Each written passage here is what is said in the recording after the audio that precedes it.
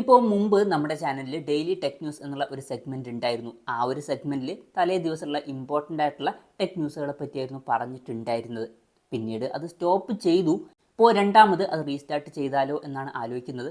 ഇപ്പോൾ റീസ്റ്റാർട്ട് ചെയ്യുന്നതിൻ്റെ ഫസ്റ്റ് ഒരു വീഡിയോ ആണ്.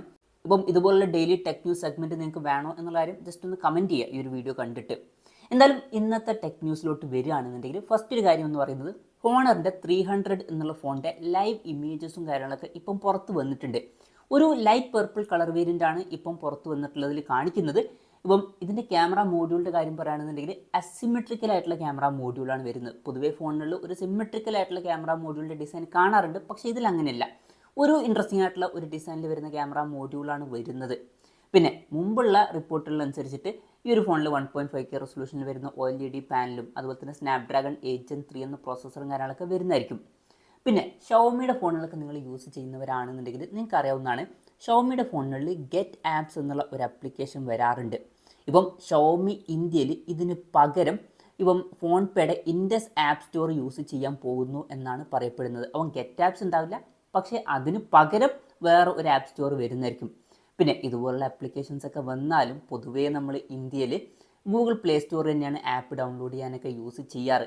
എന്തായാലും പുതിയൊരു ആപ്പ് സ്റ്റോർ വന്നേക്കാം. പിന്നെ ഹുവാവയുടെ കാര്യം പറയുകയാണെന്നുണ്ടെങ്കിൽ ഹുവാവയുടെ മേറ്റ് 70 സീരീസ് ചൈനയിൽ നവംബർ 26 ലോഞ്ച് ചെയ്യുന്നതായിരിക്കും. ഇപ്പം ഇതിൽ Huawei mate 70, 70 pro, 70 pro plus അതുപോലെ തന്നെ 70RS എഡിഷൻ എന്നിങ്ങനെ 3-4 ഫോണുകൾ വരുന്നതായിരിക്കും. ഇതിൽ 70 പ്രോ പ്ലസിൽ ബേസ് വേരിയൻറ്റിൽ തന്നെ 16GB റാമും 512GB ഇൻറ്റേർണലൊക്കെ വരുന്നതായിരിക്കും. 16GB റാമും 1TB ഇൻറ്റേർണലുമായിട്ട് വരുന്ന വെർഷനും വരുന്നതായിരിക്കും. പിന്നെ 70 പ്രോയിലും പ്രോ പ്ലസിലും അതുപോലെ തന്നെ 70RS അൾട്ടിമേറ്റിലും ഫോണിൻ്റെ പിന്നിൽ ക്വാഡ് ക്യാമറ സെറ്റപ്പ് വരുന്നതായിരിക്കും. 50 megapixel main camera sensor വരും, 40 megapixel ultra wide angle ലെൻസും 50 മെഗാ പിക്സൽ പെരിസ്കോപ്പ് ലെൻസും അതുപോലെ തന്നെ 16 മെഗാ പിക്സൽ ഇൻഫ്രാറെഡ് സെൻസറും കാര്യങ്ങളൊക്കെ ഇതിൽ വരുന്നതായിരിക്കും. പിന്നെ ഇതിൽ മേറ്റ് 70യിൽ ഇതിൽ 50 മെഗാ പിക്സലിലെ ഈ ഒരു പെരിസ്കോപ്പ് ലെൻസിന് പകരം 12 മെഗാ പിക്സൽ ടെലിഫോട്ടോ ലെൻസ് ആയിരിക്കും വരിക. ഈ ഫോണിൻ്റെ ഫ്രണ്ടിൽ 13 മെഗാ പിക്സൽ സെൽഫി ക്യാമറയും കാര്യങ്ങളൊക്കെ വരുന്നതായിരിക്കും. വളരെ മികച്ച ഓൺ പേപ്പർ ക്യാമറ സ്പെസിഫിക്കേഷൻ ഇതിൽ വന്നേക്കാം. പിന്നെ ഹുവാവയുടെ ഫോണുകളിൽ പൊതുവേ നമുക്ക് ബെസ്റ്റ് ആയിട്ടുള്ള ക്യാമറ പെർഫോമൻസ് കിട്ടാറുണ്ട്. ഇതിലും ആ ഒരു മികച്ച ക്യാമറ പെർഫോമൻസ് എക്സ്പെക്റ്റ് ചെയ്യാവുന്നതാണ്. പിന്നെ ഇതിൽ പ്രോ വെർഷൻസിലും അതുപോലെ തന്നെ RS വെർഷനിലും 100 വാട്ടിൻ്റെ ഫാസ്റ്റ് ചാർജ് സപ്പോർട്ടൊക്കെ വരുന്നതായിരിക്കും. മേറ്റ് 70യിൽ 66 വാട്ടിൻ്റെ ഫാസ്റ്റ് ചാർജ് സപ്പോർട്ടായിരിക്കും വരിക. പിന്നെ ഇന്ത്യയിൽ ടെക്നോ പോപ്പ് 9 4G എന്നുള്ള പുതിയൊരു സ്മാർട്ട് ഫോൺ ലോഞ്ച് ചെയ്യാൻ പോകുന്നുണ്ട്. നവംബർ 22-നാണ് ഈ സ്മാർട്ട് ഫോൺ ഇന്ത്യൻ മാർക്കറ്റിൽ ലോഞ്ച് ചെയ്യാൻ പോകുന്നത്. ലോഞ്ച് ഡേറ്റ് ഒഫീഷ്യലായിട്ട് കൺഫേം ആയിട്ടുണ്ട്. ഇപ്പം ഈ ഒരു ഫോൺ എന്ന് പറയുന്നത് ബഡ്ജറ്റ് സെഗ്മെൻറ്റിൽ വരുന്ന ഒരു സ്മാർട്ട് ഫോൺ ആയിരിക്കും. ബേസിക് ആയിട്ടുള്ള ഫീച്ചേഴ്സ് ആയിരിക്കും വരിക. 6.6 ഇഞ്ചിൻ്റെ HD+LCD ഡിസ്പ്ലേ ഇതിൽ വരും. പഞ്ചോൾ ഡിസൈൻ വരും. 90 ഹെർട്സിൻ്റെ റിഫ്രഷ് റേറ്റ് സപ്പോർട്ട് ചെയ്യുന്നതായിരിക്കും. IP54 റേറ്റിംഗ് സപ്പോർട്ട് ചെയ്യും. Side mounted finger print sensor ആയിരിക്കും ഇതിൽ വരിക.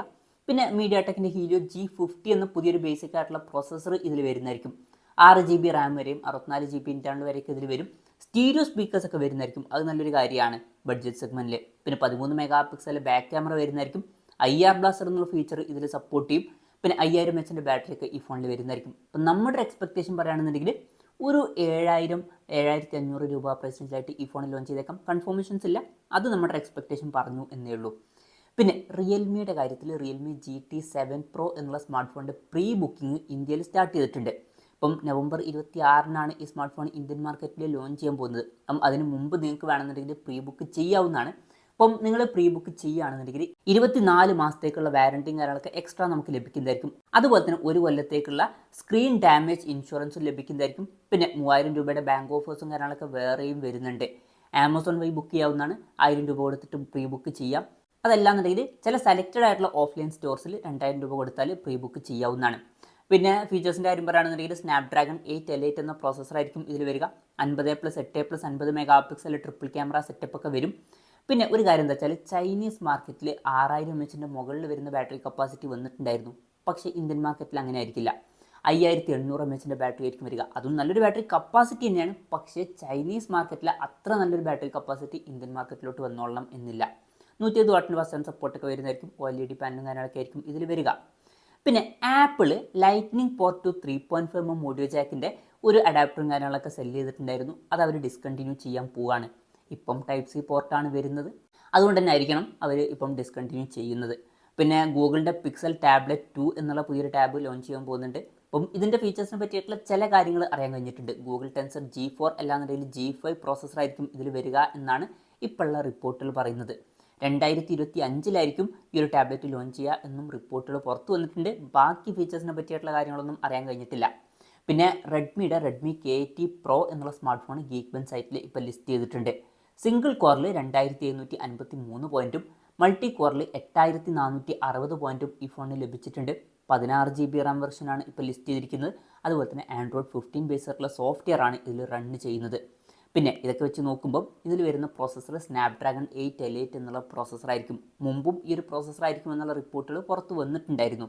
ഇപ്പം മുമ്പ് വന്നിട്ടുള്ള റിപ്പോർട്ടുകൾ അനുസരിച്ചിട്ട് ഈ ഒരു ഫോണിൽ 2K റെസൊല്യൂഷൻ വരുന്ന OLED ഡിസ്പ്ലേ വരുന്നതായിരിക്കും.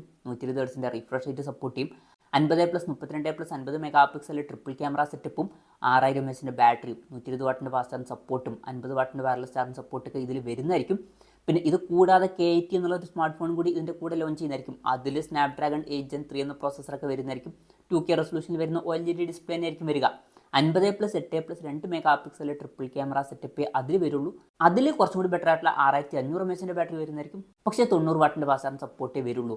പിന്നെ iQOO Neo 10 സീരീസ് ലോഞ്ച് ചെയ്യാൻ പോകുന്നുണ്ട്.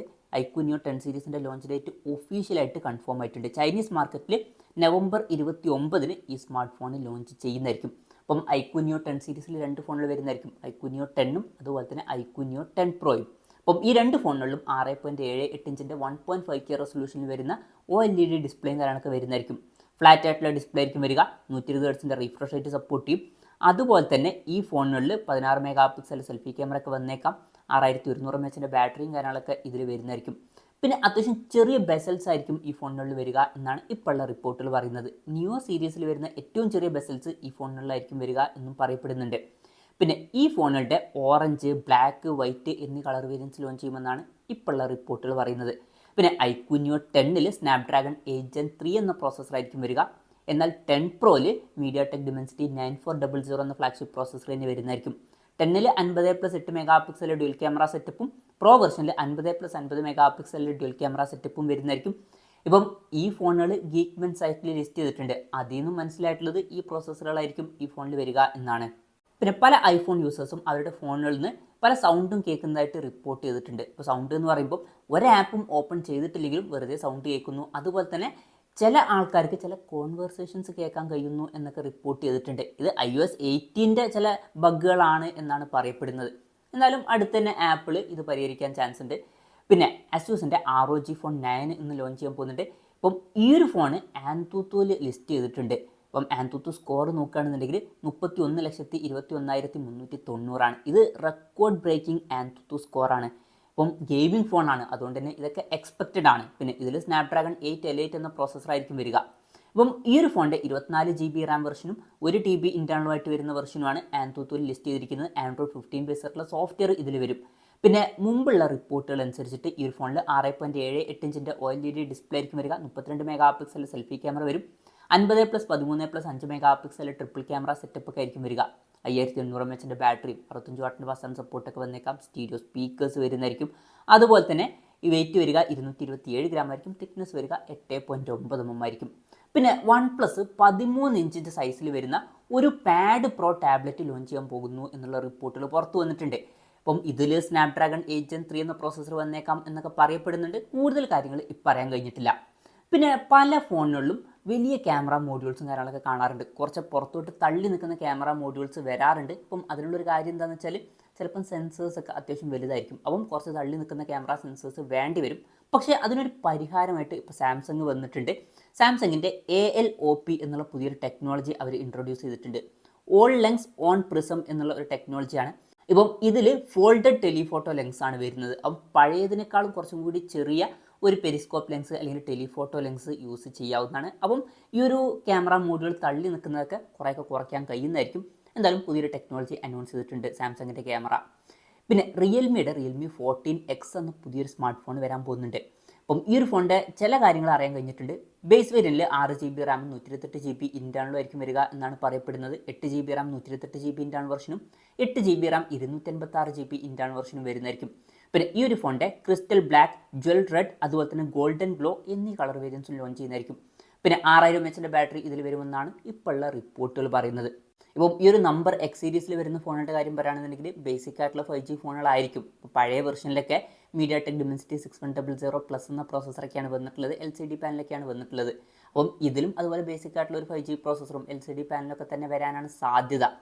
പിന്നെ ഓപ്പോയുടെ കാര്യത്തിൽ ഓപ്പോ K13 Pro എന്നുള്ള ഒരു സ്മാർട്ട് ഫോൺ വരാൻ പോകുന്നുണ്ട്. ഇതിൽ സ്നാപ്ഡ്രാഗൺ 8 Gen 3 എന്ന പ്രോസസ്സർ വരുമെന്നാണ് ഇപ്പോൾ ഉള്ള റിപ്പോർട്ടുകൾ പറയുന്നത്. അതുപോലെ തന്നെ വളരെ കൂടിയ 6500 mAh ബാറ്ററിയും ഇതിൽ വരുന്നതായിരിക്കും. അപ്പം ഇതൊക്കെയാണ് ഇന്നത്തെ ടെക് ന്യൂസിൽ നോക്കാനുള്ള കാര്യങ്ങൾ. ഈ ഒരു വീഡിയോ നിങ്ങൾക്ക് ഇഷ്ടപ്പെട്ടു എന്ന് വിചാരിക്കുന്നു. എന്തായാലും ഈ ഒരു വീഡിയോ പറ്റിയിട്ടുള്ള നിങ്ങളുടെ ജെന്യുവൻ ആയിട്ടുള്ള അഭിപ്രായം ജസ്റ്റ് ഒന്ന് കമൻറ്റ് ചെയ്യുക.